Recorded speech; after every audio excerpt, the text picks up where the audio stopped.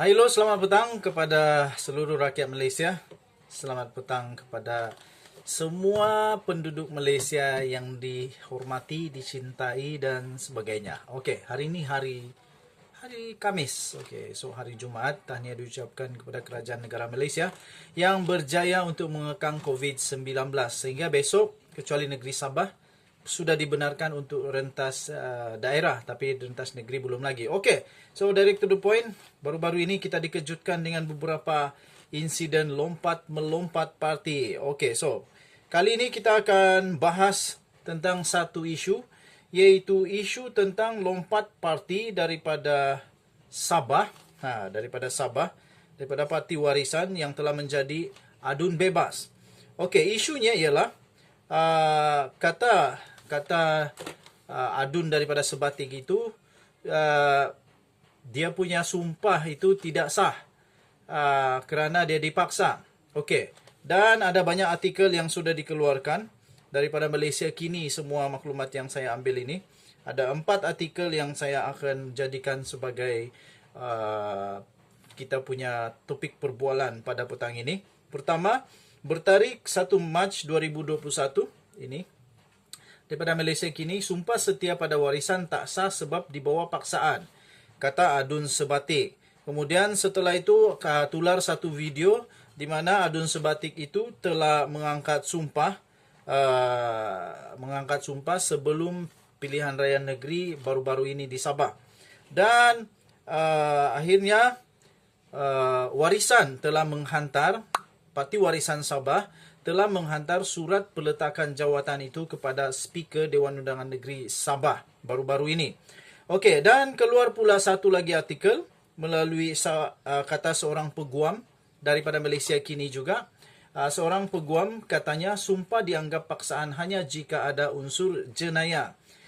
Kata peguam itu iaitu Aidil Khalid, sumpah ataupun kontrak melalui satu Contract Act 1950, Akta Kontrak 1950, paksaan, sumpah yang ada kriteria paksaan itu hanya dianggap paksaan sekiranya dalam sumpah itu ada melibatkan unsur-unsur jenayah.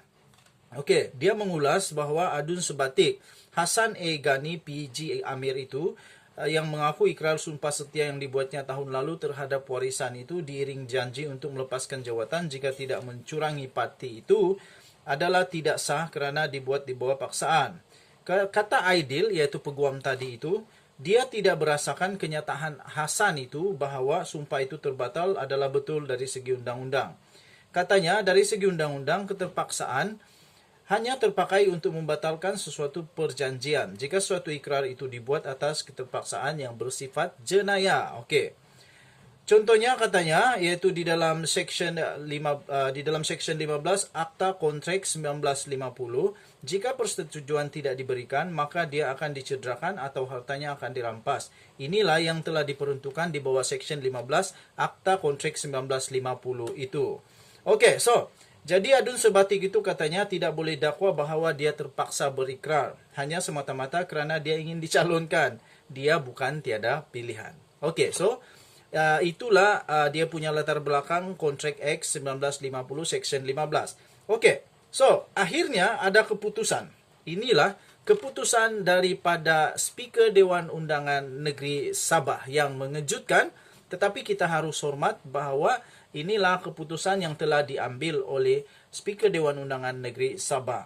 Baru saja diterima 25 minit yang lepas, diterbitkan melalui juga Malaysia Kini, bertajuk Speaker Sabah sahkan adun Sebatik kekal bebas dan tiada kekosongan kerusi. Okey, so akhirnya Speaker Dewan Undangan Negeri Sabah telah membuat keputusan bahawa adun Sebatik itu kekal sebagai bebas dan tidak ada kekosongan. Maksudnya, peletakan jawatan itu tidak sah. Okey, kenapa?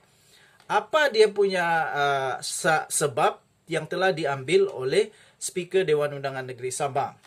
Speaker Dewan Undangan Negeri Sabah iaitu Datuk Kazim M. Yahya pada hari ini mengesahkan bahawa Ahli Dewan Undangan Negeri Adun Sebatik yaitu Hasan Egani, kekal seorang adun bebas yang menyokong kerajaan Gabungan Rakyat Sabah GRS.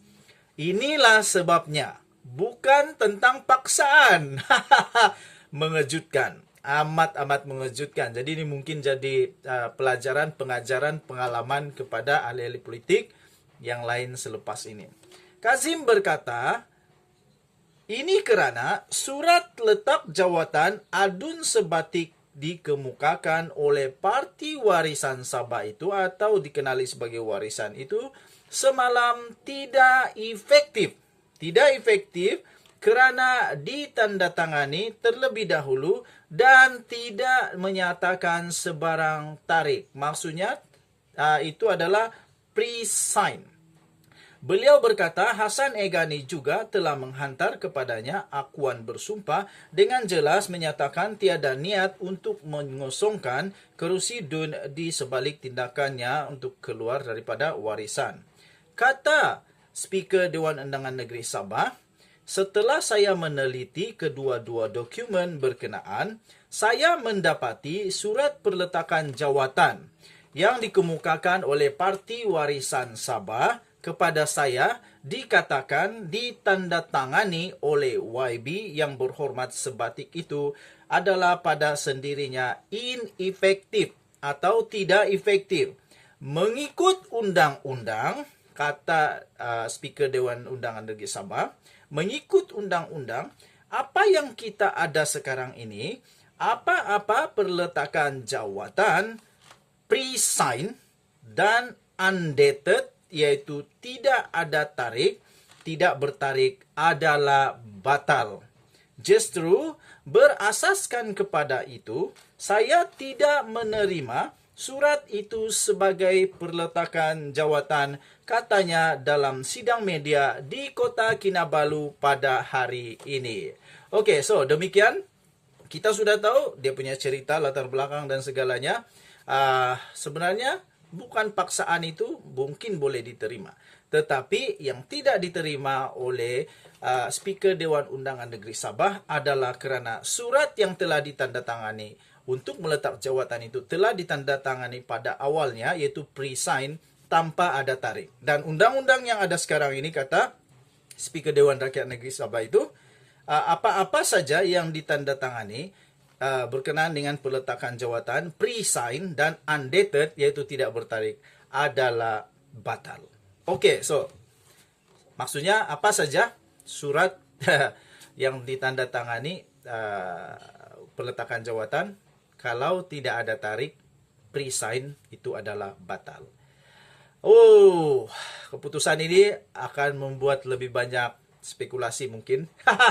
Sebab kalau semua orang yang angkat sumpah sebelum ini semua tiada tarikh, nah apa yang terjadi kita tidak tahulah. Apapun, kita tetap hormati keputusan daripada Speaker Dewan Undangan Negeri Sabah. Kita berharap Negeri Sabah akan terus kekal bersatu padu, Sabah maju jaya. So, itu saja daripada saya untuk petang ini. Kita bertemu lagi pada video-video yang akan datang. Selamat petang Malaysia. Daripada saya, admin The Twin TV. Okey, kita jumpa lagi. Selamat petang. Bye-bye.